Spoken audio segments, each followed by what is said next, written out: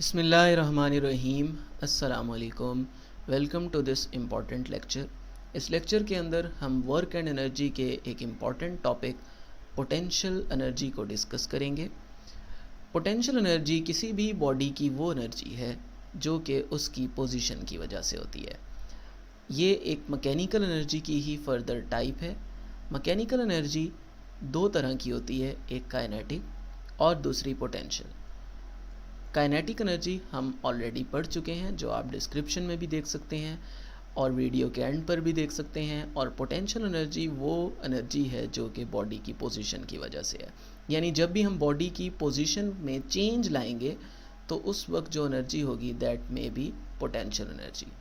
For example, एक water की कुछ अमाउंट हमने एक हाइट पे स्टोर की है तो उसकी पोजीशन की वजह से वो वाटर ख़ुद ब खुद नीचे फ़्लो कर सकता है। इसी तरह एक कंप्रेस स्प्रिंग की वजह से जब हमने स्प्रिंग को कंप्रेस किया तो वो अपनी जगह पर वापस जा सकता है, ये पोटेंशियल एनर्जी है।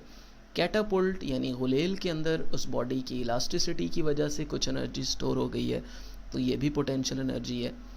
इसी तरह पोटेंशियल एनर्जी की डिफरेंट फॉर्म्स हो सकती हैं, उनमें से एक इलास्टिक पोटेंशियल एनर्जी है, यानी अगर बॉडी के अंदर उसकी इलास्टिसिटी की वजह से पोजीशन के अंदर कुछ चेंज आए तो उस एनर्जी को हम कहते हैं इलास्टिक पोटेंशियल एनर्जी। इसकी एग्जांपल है जैसे रबर के अंदर जब हम उसको पुल करते हैं तो जो एनर्जी स्टोर है वो इलास्टिक पोटेंशियल एनर्जी है।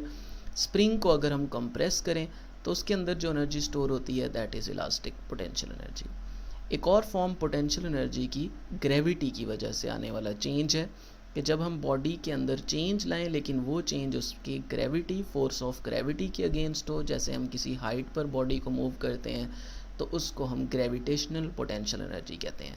So this is gravitational potential energy. और एनर्जी स्टोर्ड इन वाटर, यानी जब हम हाइट चेंज करेंगे तो उस वक्त ग्रेविटी की वजह से चेंज आएगा।